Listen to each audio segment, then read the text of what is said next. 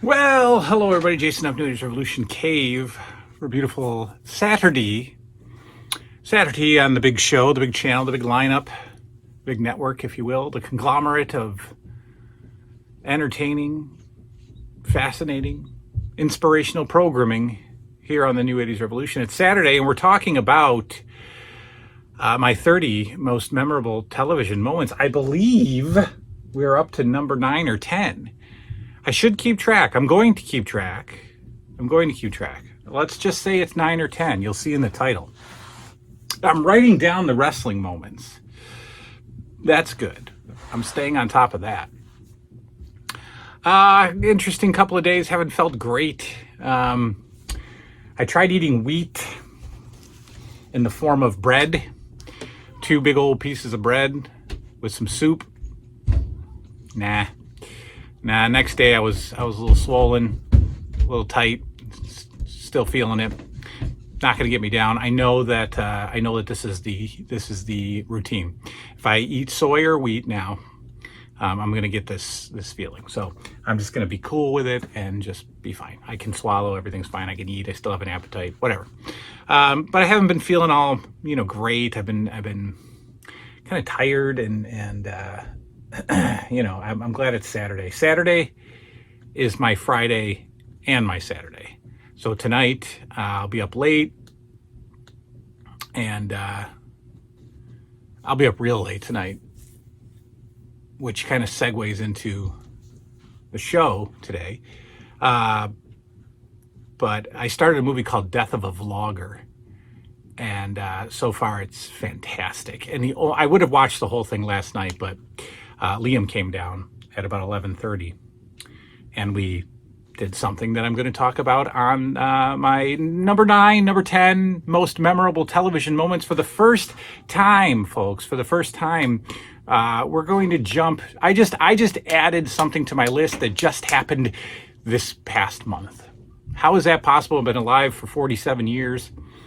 And my 30 most memorable television moments, you would think, have happened all throughout the 80s and the 90s. And they did until last month, where I am adding my next most memorable television moment. And that is watching The Wonder Years with my 11-year-old son. Now, how did this come to be? Well, we watched Full House together. And then we watched Fuller House, and his brother, Finley, my 7-year-old, would sit for a few of the episodes. But Liam does this thing where he comes down at night and hangs out with me. And sometimes it's during a school night. It's always during the weekend. But the school nights, his mother will occasionally usher him back to bed if she knows about it. If she doesn't know about it, he just sits on the couch with me. And, that's how we got through Fuller House in like 3 months. We just finished the whole series. Well, Full House was very childish and very innocent. Fuller House, I almost pulled it a few times. A lot of the adult jokes go way over his head because he's clueless. But Fuller House did introduce him to some relationship stuff, some romance stuff. And after we finished Fuller House, I needed a show, and I jumped right into The Wonder Years. And from about the 3rd or 4th episode on, he's been watching it with me, and we're almost done with season 3. There's only 5 seasons. This is going by ridiculously fast because we're watching it together. And my goodness, if there is ever a show that fathers need to watch with their sons, it's The Wonder Years. Now, I'm not excluding moms. Moms, I hear, are lovely. I have read that in a magazine a few decades ago, that moms were great. But I'm keeping this one for myself. This one's all mine. In 1988, 89, whatever, when Wonder Years started, things were different. Things were a little different. And some of the topics that have been covered early on,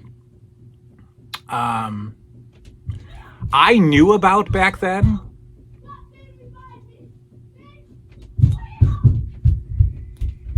Fortnite battles. The 7-year-old is out of control. Out of control. Some of the stuff that's talked about in the Wonder Years, I knew about. The first 2 episodes are very sex heavy.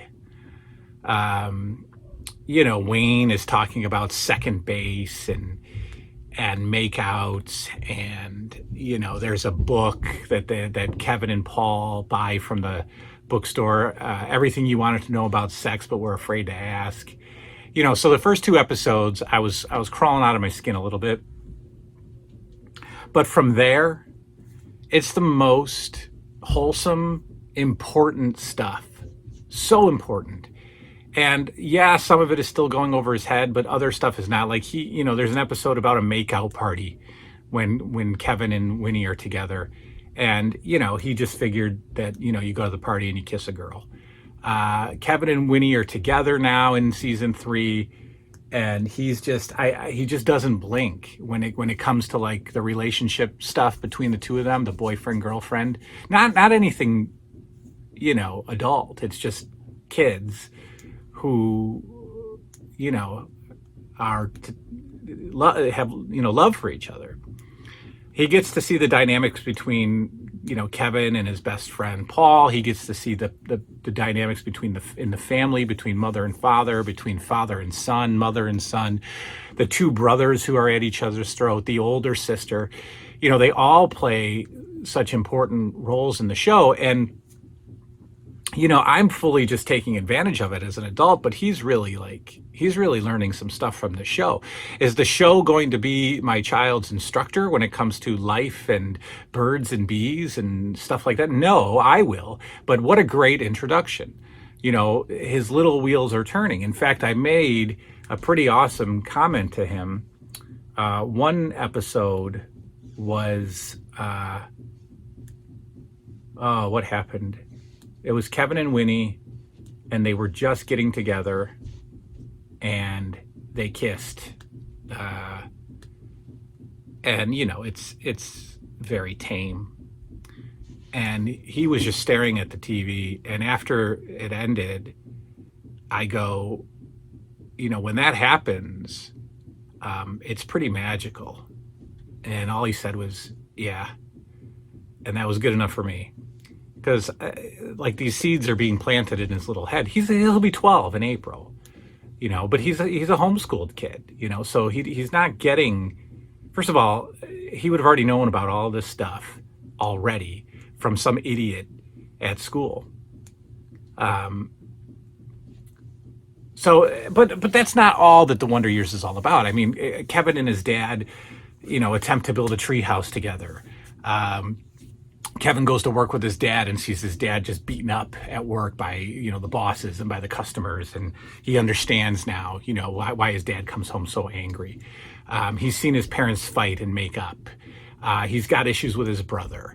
There's best friend stuff. There's school stuff. We just watched a great series of episodes about math class, Kevin's relationship with his math teacher. And the math teacher passes away. And, we sit in silence because that show is just so good and it's so important and it's so educational. And, I'm lucky to have watched it as a kid, but luckier to be watching it as an adult with my kid. I didn't watch The Wonder Years with my parents. I had a bedroom with a TV. I watched it in there by myself. And I pretty much already knew about the stuff that they were talking about. Knew way too much about the stuff they were talking about back then. My kid doesn't have a clue about some of the stuff that they're talking about, but it's starting. It's starting. He has interest in girls, and he has a relationship with his best friend and gets his feelings hurt sometimes in that relationship. And I don't know. The Wonder Years, I just think it's such a great show. And I get to sit there. And so I love it. I love, there's two things with him, and I guess this could be on the list of 30 greatest television moments.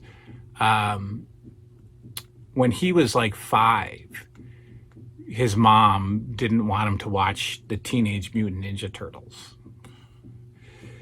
But we were buying him the toys and the big giant bases and stuff like that. So I was like, I'm not doing this.